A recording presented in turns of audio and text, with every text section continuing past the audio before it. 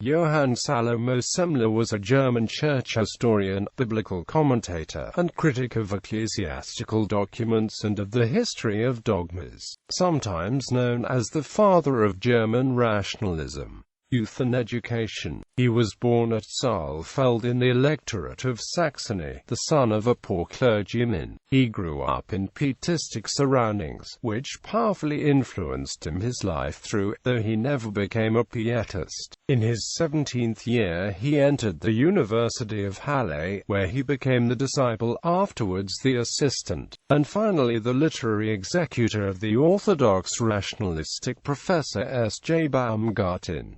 He also wrote Latin poems. In 1749 he accepted the position of editor, with the title of professor, of the Coburg Official Gazette. But in 1751 he was invited to the University of Altdorf as professor of philology and history, and in 1752 he became a professor of theology at Halle. Early work. After the death of Baumgarten in 1757, Semler became head of the theological faculty, and the fierce opposition provoked by his writings and lectures only helped to increase his fame as a professor. His popularity continued undiminished until 1779. In that year he produced a reply to the Wolf and Buttle fragments and to K. F. Barth's Confession of Faith, a step which was interpreted by the extreme rationalists as a revocation of his own rationalistic position. Later work and impact.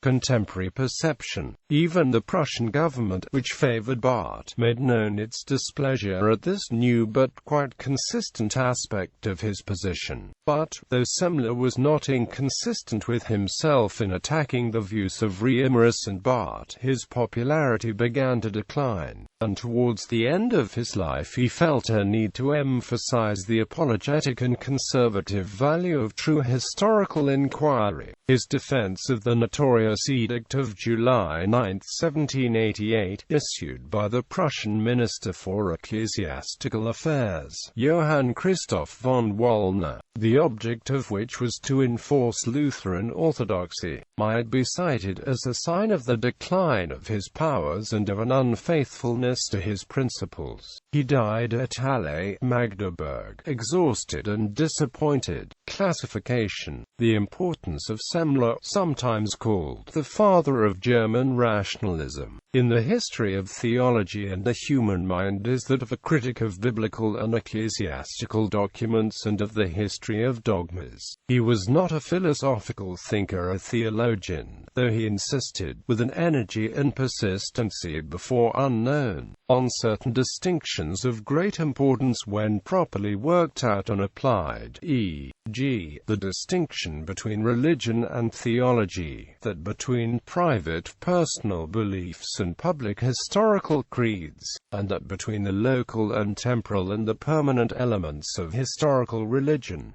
His great work was that of the critic. He was the first to reject the equal value of the Old and New Testaments, the uniform authority of all parts of the Bible, the divine authority of the traditional canon of Scripture, the inspiration and supposed correctness of the text of the Old and New Testaments, and, generally, the identification of revelation with Scripture, though to some extent anticipated by the British deist Thomas Morgan. Semler was the first to take due note of and use for critical purposes the opposition between the Judaic and anti-Judaic parties of the early Church. He led the way in the task of discovering the origin of the Gospels, the Epistles, the Acts of the Apostles, and the Apocalypse. He revived previous doubts as to the direct Pauline origin of the Epistle to the Hebrews, called in question Peter's authorship of the first epistle, and referred the second epistle to the end of the 2nd century.